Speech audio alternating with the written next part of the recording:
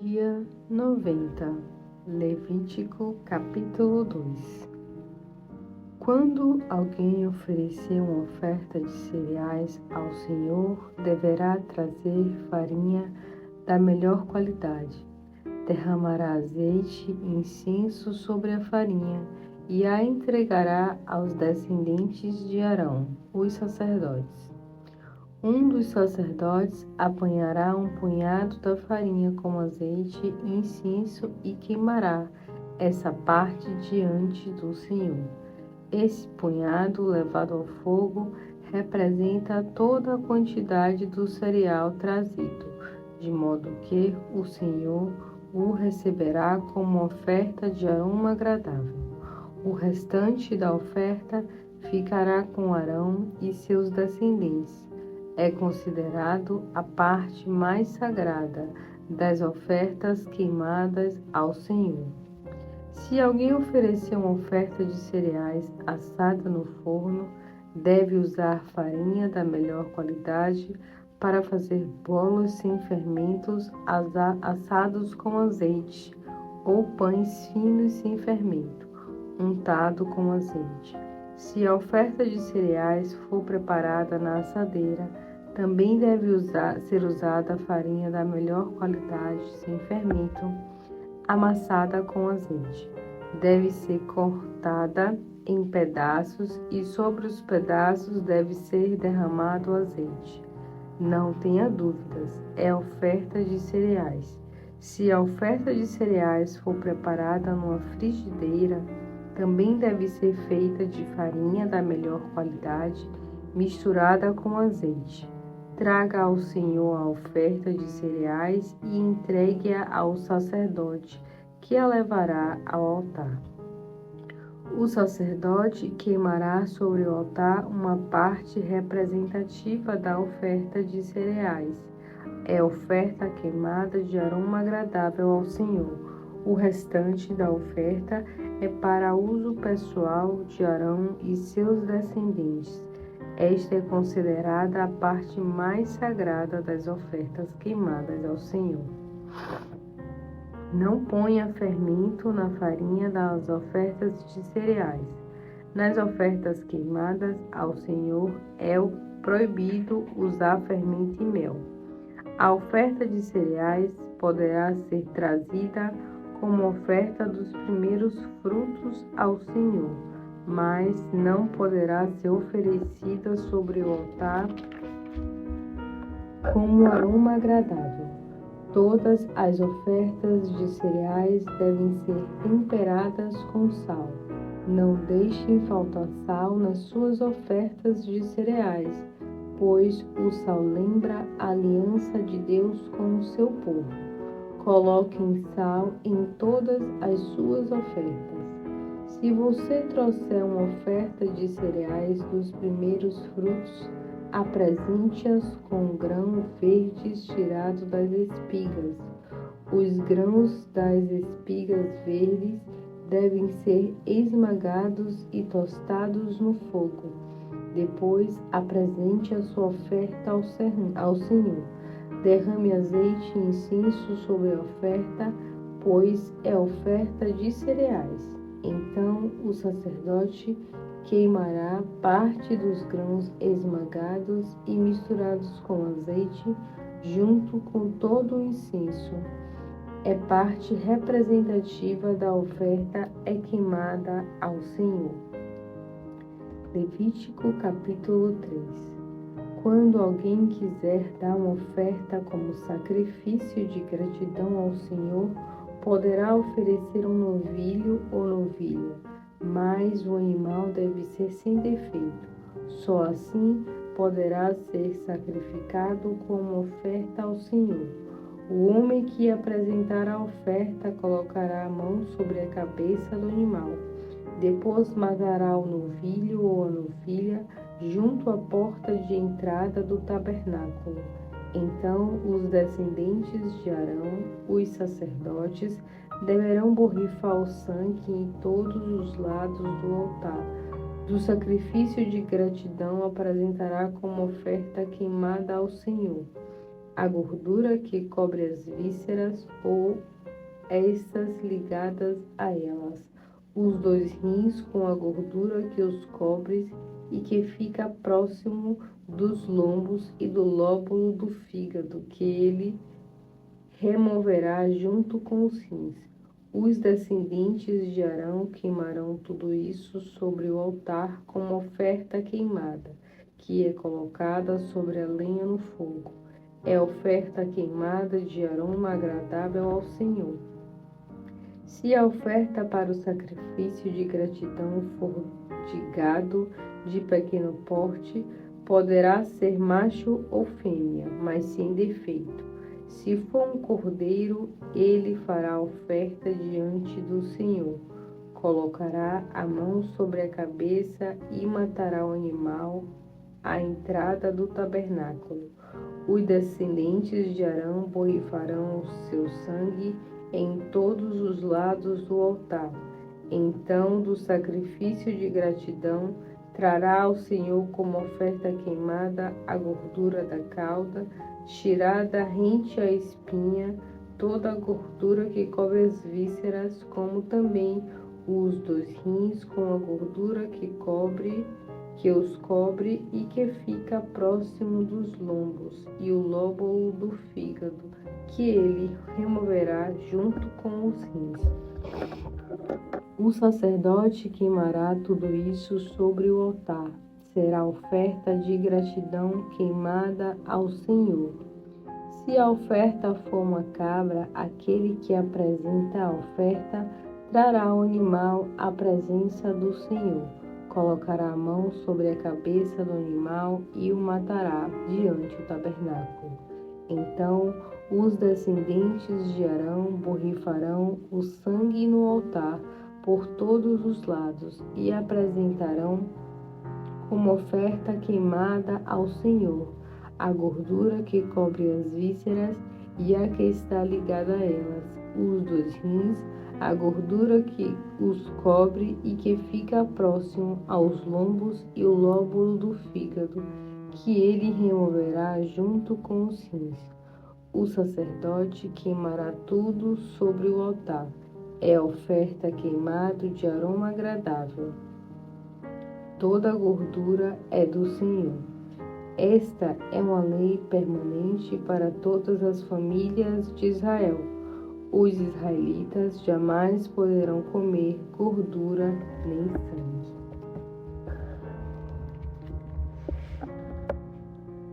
João capítulo 21.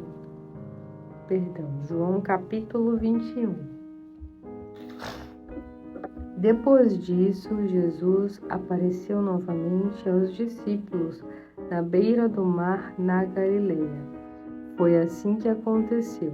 Estava ali um grupo: Simão Pedro, Tomé, chamado Dídimo, Natanael, de Caná de Galileia, os filhos de Zebedeu, além de outros 2 discípulos.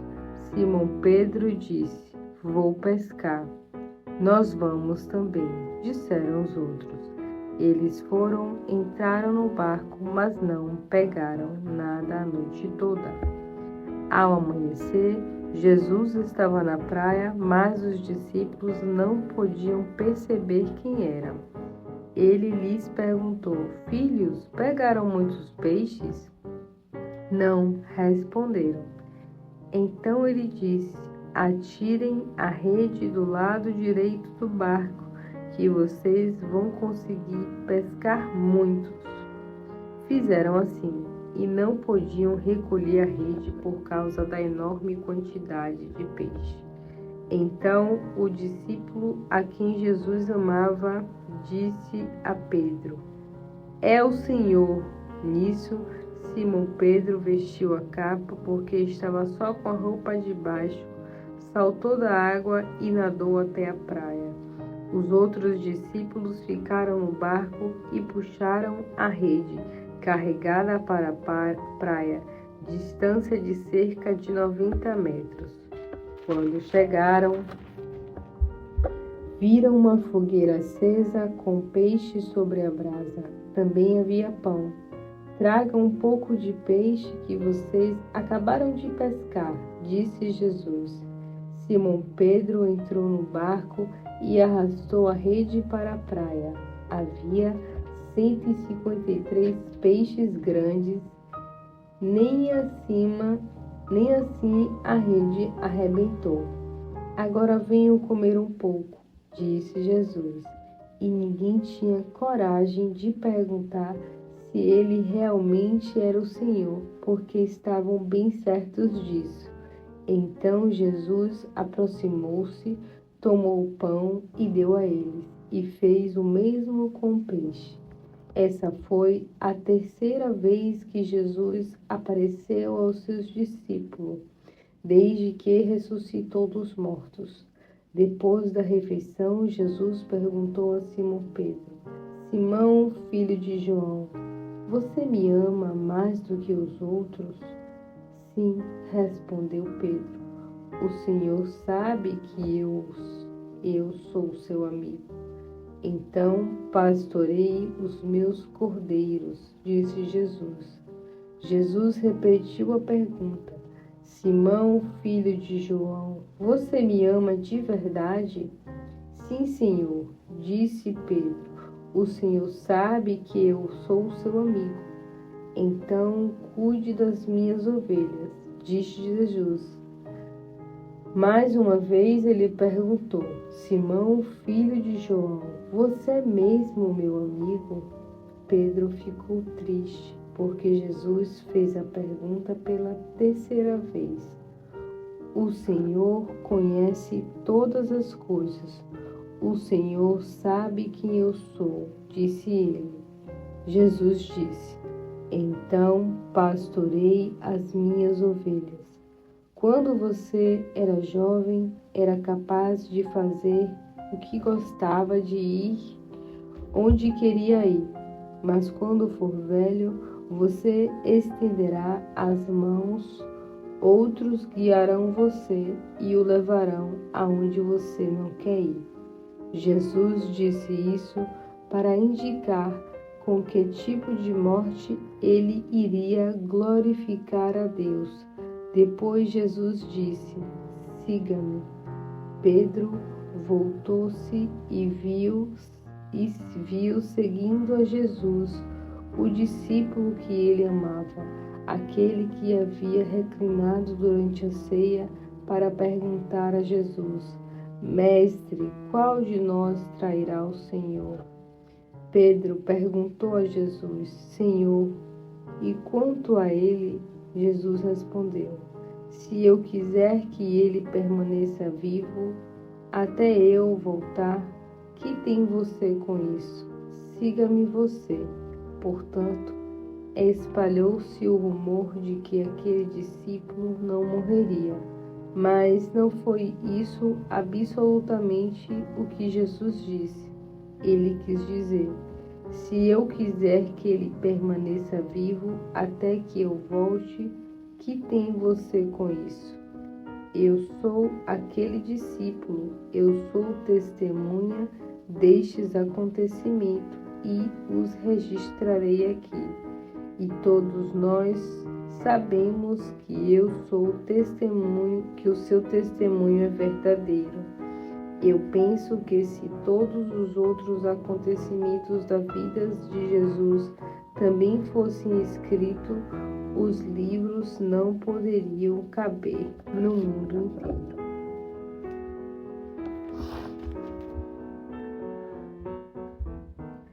Provérbios capítulo 18. Quem procura se isolar busca interesses egoístas e rejeita os bons conselhos. O homem que não tem bom senso não se interessa pelo entendimento, mas sim em expor suas opiniões. Com a perversidade vem o desprezo e com a desonra vem a vergonha. A sabedoria do homem é como águas profundas, mas a fonte da sabedoria é um rio que nunca seca. Não é bom ficar do lado dos perversos e jogar a culpa sobre o inocente. O tolo provoca brigas com suas palavras e sua conversa atrai açoites.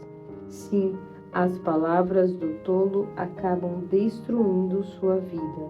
Seus lábios são uma armadilha para si mesmo. Boatos e fofocas são como prato favorito. Certas pessoas sempre querem um pouco mais, sempre estão com fome. Quem é descuidado no seu trabalho é companheiro daquele que desperdiça. O Senhor é uma fortaleza segura. Nele os justos encontrarão proteção e segurança. O homem rico pensa que suas riquezas são uma proteção segura e um muro alto, impossível de ser escalado. Ele conta vantagens sobre suas riquezas, cheia de orgulho, mas está a caminho da desgraça. Porém, a humildade acende a honra. Se você se apressar em dar a sua opinião antes de ouvir os fatos, está mostrando que é um tolo e passará vergonha. A esperança é a força de vontade, ajuda o homem a vencer dificuldades e doenças. Mas se não houver esperança e força de vontade, o homem perde o interesse na vida. A mente do homem sábio sempre está aberta para receber o conhecimento e seu ouvido aberto para ouvir novas ideias.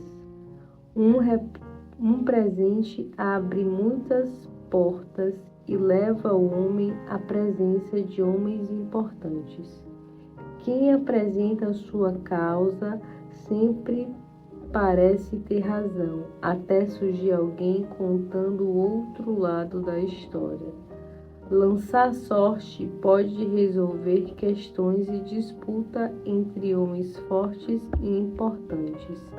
É mais difícil ganhar de volta a amizade de uma pessoa ofendida do que conquistar uma cidade fortificada.